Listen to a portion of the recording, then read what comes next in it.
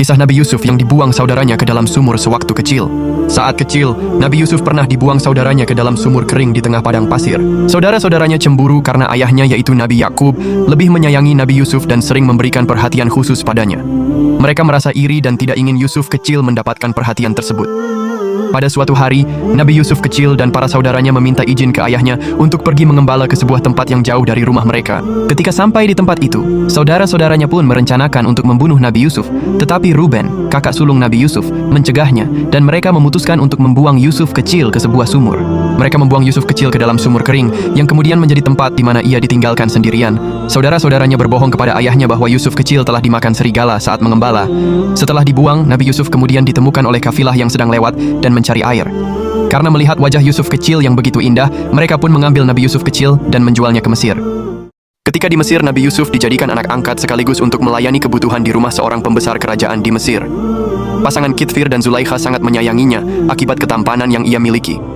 Keduanya bahkan tidak percaya jika Nabi Yusuf adalah manusia dan sering mengira ia adalah jelmaan malaikat. Di Mesir, Nabi Yusuf tumbuh menjadi seorang pemuda yang soleh, jujur, dan berakhlak mulia. Selain itu, Nabi Yusuf juga mempunyai wajah yang sangat tampan dan indah yang melebihi manusia biasa.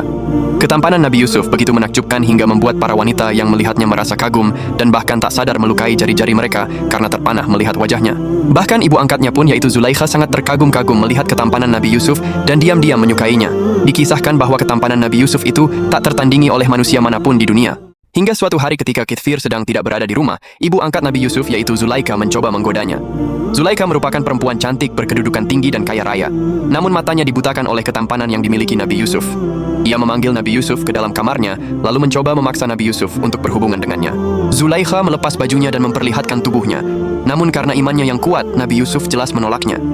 Kisah lain pada saat Zulaikha melepas bajunya, Nabi Yusuf yang melihat itu sempat tergoda, tetapi Allah Subhanahu wa Ta'ala seketika menutup pandangan Nabi Yusuf.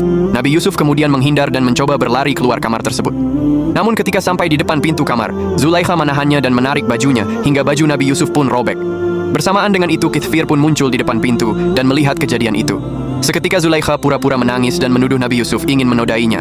Namun setelah ditelusuri, terbuktilah bahwa Zulaikha ternyata berbohong dan Kitfir meminta kepada Nabi Yusuf agar kejadian itu dirahasiakan. Ketika berita tentang Zulaikha yang mencoba memaksa menodai Nabi Yusuf tersebar di kalangan para istri bangsawan, teman-teman wanita Zulaikha pun mencerca dan menertawakannya. Hal itu membuat Zulaikha merasa sangat malu atas perbuatannya. Lalu ia kemudian mengundang wanita-wanita itu untuk datang ke rumahnya. Setelah di rumahnya, Zulaikha menghidangkan buah-buahan dan memberi mereka masing-masing pisau untuk mengupas buah. Setelah asik mengupas buah, Zulaikha lalu menyuruh Nabi Yusuf untuk melintas di hadapan mereka. Seketika wanita-wanita itu pun terdiam dan terpaku memandangi ketampanan Nabi Yusuf. Mereka tergila-gila dan lupa diri, bahkan salah satu dari mereka tak sadar sampai memotong jarinya. Maha sempurna Allah, ini bukanlah manusia. Sesungguhnya ini tidak lain hanyalah malaikat yang mulia, ucap wanita-wanita itu. Menyaksikan itu, Zulaikha lalu berkata, "Kalian yang hanya sekilas saja melihat ketampanannya, tak mampu menahan godaan, apalagi aku yang setiap hari bersamanya.